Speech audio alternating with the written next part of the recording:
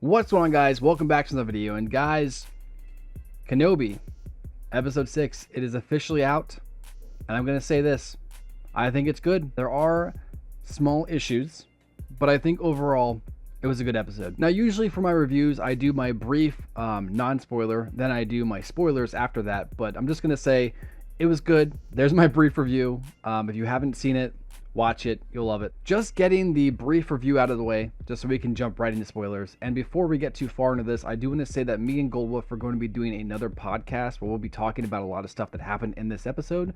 So if you guys have any questions for us you want to see us answer in that podcast, make sure to leave them below, or go to my YouTube community tab. I should have a post up eventually that says something like, hey, leave questions for us and we'll answer them. But without further ado, let's talk about it. So this episode kind of begins with something that is very reminiscent of Last Jedi, but I personally think that this one was done better. In fact, I kind of feel like the beginning of this episode with the our heroes all on the transport ship slowly outrunning the the big Star Destroyer. I think they kind of did that on purpose to not only pay homage to what we saw in Last Jedi, but also kind of fix it. So the fact that it's done better in this, I like it. Kind of makes up for what Last Jedi did. So the transport's hyperdrive is currently being fixed, but it's still not ready to be used. So Kenobi's like, well, Vader's after me. If I go a separate path, he'll chase me and I'll leave them alone. Now, of course, this is just going off of faith, but Kenobi is like 100% sure, and we found out in the last episode that, Vader is still the arrogant Anakin from the past, just more evil. And Vader, as Kenobi predicted, takes the bait. So all of the good guys get away on the transport ship, and the Star Destroyer chases Kenobi. So we see Vader go after Kenobi. They land on a random planet with lots of rocks and spires. Vader and Kenobi ignite their lightsabers and begin to fight, and Kenobi actually puts up a pretty decent fight. Eventually, Vader gets the upper hand on Kenobi. He throws him down into a pit. He throws rocks on top of him, and Kenobi is using the Force to hold back the rocks. So this was a very interesting moment. This was kind of like Kenobi's make or break moment. Either he gives in to being tired and not being able to hold the rocks like Kenobi in like episode 1 wouldn't have been able to do, or he taps into that old hero that he used to be, and he taps into the old hero and just boom, blows all the rocks away. Vader is actually like, He survived.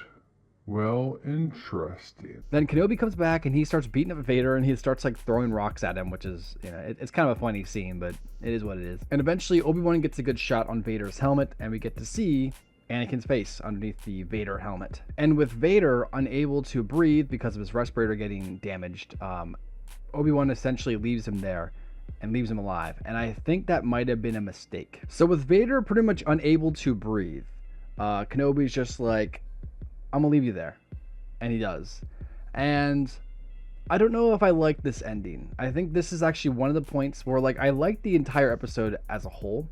There's like 1 or 2 points in this episode where I was just kind of like, they should have did something different with this. So what I think they should have done with that was when Kenobi gets like his like second wind, he beats up Vader, he still damages his respirator, and of course then Vader's like, oh no, my respirator, I gotta get back to get this thing fixed or I'm gonna die, And then he uses all his Force powers to then bury Kenobi.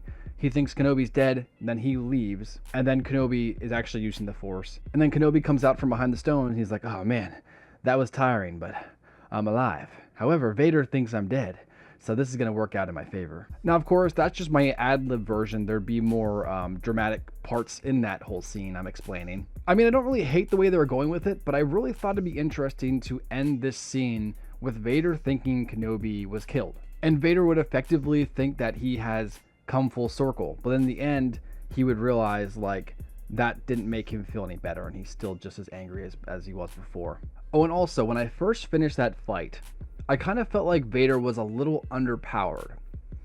But after like looking back at the scene overall, I don't necessarily think that Vader was underpowered. I just think he went into the whole fight thinking he was going to wipe Kenobi officially, like once and for all. Kenobi got away before. This time he's going to finish him off. And that's kind of what Vader was planning to do. He wasn't ready for Kenobi to get that second wind and start kicking his butt. It also goes to show, I mean, look at Vader fighting Reva. Like Vader is so used to just powering through people that when he finally comes across a tougher foe, he's not able to kick it into high gear anymore because he doesn't have challenges like that anymore. So that's a pretty interesting concept too. I don't know if that's what the writers necessarily meant for to scene with Vader, but that's what I got from that scene. So I'll take it. Now on Tatooine, Reva finds Luke and she's going to kill him. And of course, we got Owen and Beru doing some stuff. It was actually cool to see them kind of participate in the whole action. Reva pretty much chases down Luke. And I think we're supposed to think like Luke sees that she's a bad guy. He sees the lightsaber. You know, he knows what's going on. But before he falls off the ridge, he like hits his head. And I think that was supposed to be acknowledged like in the show. Like, oh, you know, Luke's going to be okay, but he ended up losing his memory from that night. So he doesn't actually remember any of that. So that's why he has no clue about it in episode 4. I thought that'd be interesting if they would say something like that, but they didn't. I think we're just supposed to like deduce that, if that makes sense. But whatever the case, Reva tracks down Luke and she's going to kill him, but then she cannot bring herself to do it. And she actually brings Luke back to Owen, Beru, and Kenobi. And Kenobi and Reva actually have a heart-to-heart. And Kenobi is like, hey, you know, you built yourself to do this, but ultimately you don't have to do this anymore. You know, you can now decide your own fate. And I think that's a really powerful moment for Reva. I said about this in my episode 5 review, but it was weird that we only got character development for Reva in episode 5. And I feel like episode 6 was a solid conclusion to her character.